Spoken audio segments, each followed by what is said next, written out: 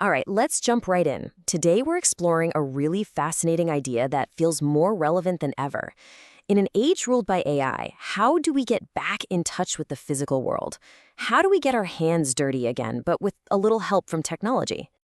And this quote just hits the nail on the head, doesn't it? As our digital tools have gotten almost unbelievably powerful, there's this nagging feeling that we're losing something really fundamental, our connection to the tangible, physical world, our hand feel, if you will. So let's unpack that feeling a little more. We're stepping into the era of artificial general intelligence, AGI, and our tools are just unbelievably efficient. But, that efficiency comes with a pretty surprising side effect. I mean, think about it for a second. With AI, you can conjure an image out of thin air, you can write lines of code in a flash, and you can get a perfect result with basically zero friction. It's also smooth. And while that's amazing, it can also feel kind of hollow, right? A little too easy. It almost robs us of that rewarding struggle of actually creating something. And this slide really lays it all out. On one side, you have the digital world with its instant, perfect, repeatable results. But on the other, you've got the physical world, which is full of what you might call friction. It's slow, it's messy, it's imperfect, but it gives us real, tangible, sensory feedback that you just can't get on a screen. And that friction, well, that's exactly what we're all starting to miss. So when you feel this growing disconnect, usually something has to happen to kind of snap you out of it, a catalyst. And for this story, the catalyst wasn't some shiny new gadget.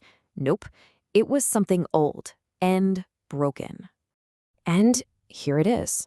Our entire journey into this idea of the cyber artisan begins right here, with a simple, broken ceramic pot. And instead of just tossing it, the decision was made to repair it, to actually engage with its flaw instead of trying to erase it. Which, of course, raises the obvious question, right? In a world of one-click shopping and flawless 3D printing, why would you bother fixing something that's broken? Why would you choose to embrace the imperfection? And here's the core idea. Choosing to mend something is so much more than just a practical fix. It's a statement. It's a quiet little rebellion against our throwaway culture and against AI's relentless pursuit of perfection. You can almost think of it as a high-tech version of that beautiful Japanese art, kintsugi, where the cracks aren't hidden, they're celebrated. Okay, so a quiet rebellion sounds cool, but what does it actually look like in practice? Let's dive in and see how this all comes together in this amazing hybrid process that marries the absolute best of the digital and the physical worlds.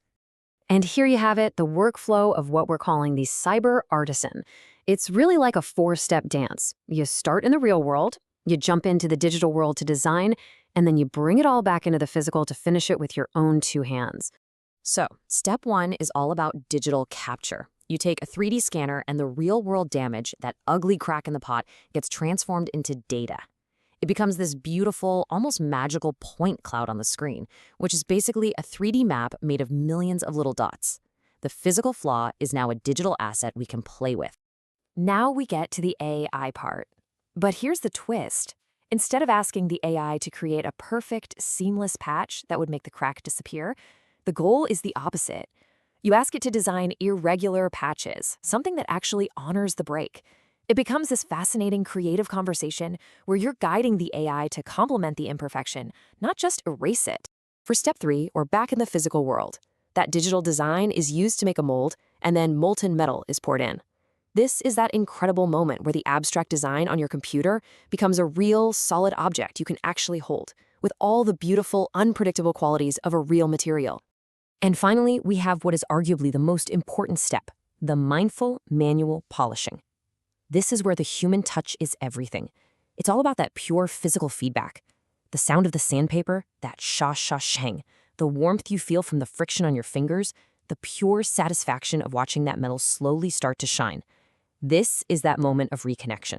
So, as you can probably tell, this is about way more than just a clever way to fix a broken pot. This entire process suggests a whole new philosophy for how we can live and create in the age of AGI.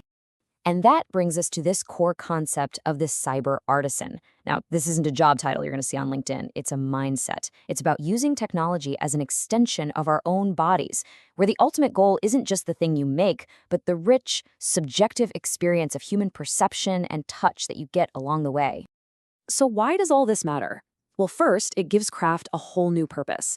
It becomes less about the final product and more about the human experience of making it. Second, it keeps us firmly in the loop. We're not rejecting technology, we're steering it. And finally, it points to what's going to be truly valuable in the future.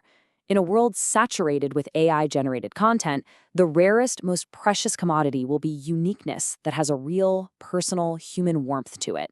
Which leaves us with one final big question to think about.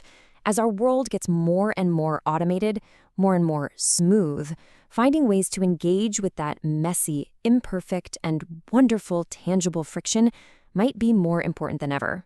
So, the question is, how will you get your hands dirty?